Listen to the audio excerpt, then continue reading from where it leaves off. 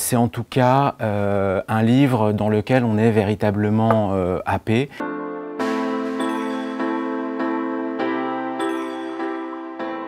Les larmes de Chalamov, c'est le 22e récit de Gisèle Bienne, qui est une écrivaine originaire de la plaine champenoise, donc du Nord-Est. Et alors c'est pas vraiment un récit historique, c'est pas vraiment une fiction, c'est en tout cas un livre dans lequel on est véritablement happé.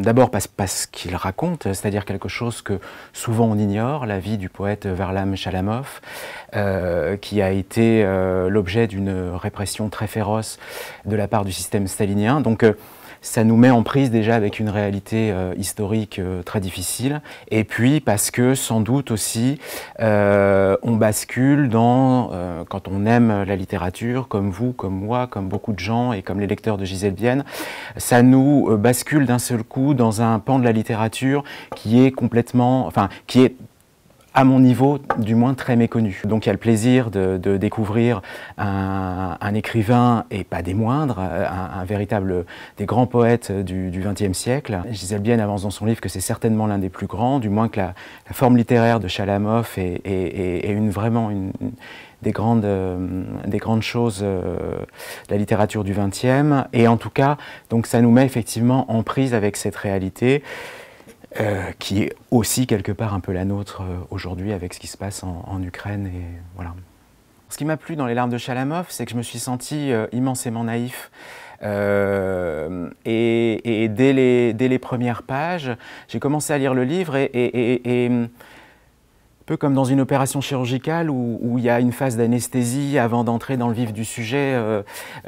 Gisèle Bienne pose les choses de manière très insidieuse, bon, par des généralités sur l'objet de son étude. Et puis, dès le deuxième chapitre, il y a une mise en scène romanesque du sujet, c'est-à-dire qu'elle s'empare du jeu pour expliquer comment elle a entendu la première fois, alors que venait de paraître son premier livre, Marie Salope. Donc on est Marie Salope a paru en 1976, on est en 1978, et au cours d'un voyage en Russie, en fait, elle découvre la figure de Chalamov et elle a un choc. Le talent de Gisèle Bienne, c'est de transmettre en fait ce choc au lecteur, et on va basculer avec elle dans parler d'itinéraire, ça serait peut-être, je pense, quelque chose de réducteur, parce que je pense qu'on est dans quelque chose de beaucoup plus grand. On est véritablement dans un destin, et on bascule dans le destin d'un poète qui va pour raison d'État, parce qu'il est considéré par le pouvoir politique ultra répressif mis en place par Staline comme un ennemi du peuple, qui va connaître l'horreur d'abord du système carcéral, on va dire encore un petit peu classique, et puis ensuite dans la région de la Kolyma, donc la Sibérie vraiment extrême orientale, qui va connaître vraiment l'horreur du système concentrationnaire russe.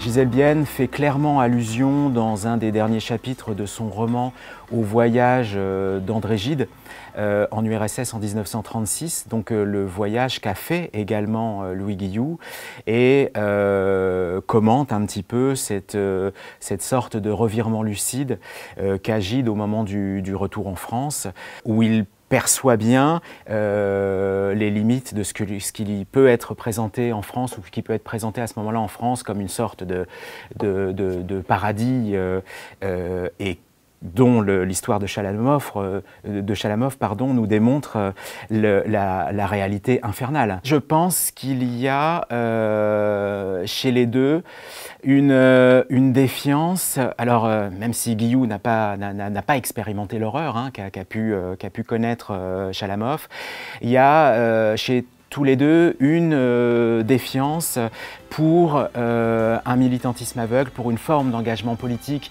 qui de toute façon ne peut mener qu'au pire.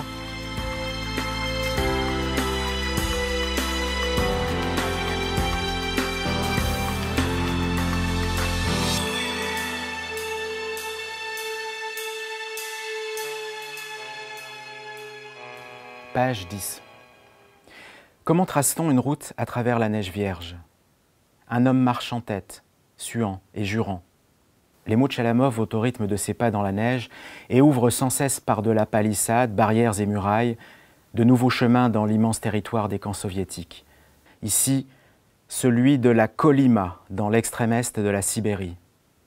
Il écrit et il pleure comme on le fait après avoir subi un long choc.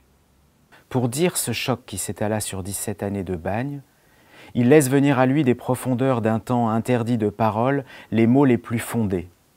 Le fragment de miroir face auquel il se rasait à la Kolyma et qu'il a conservé en souvenir de l'ingénieur Kipraïev Demidov lui renvoie des images de ces années passées là-haut.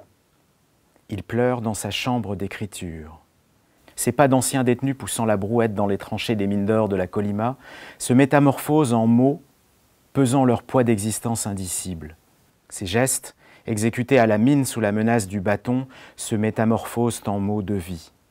Pas après pas, geste après geste, s'élabore cette opération pour laquelle il faut tenir afin de la restituer à la page.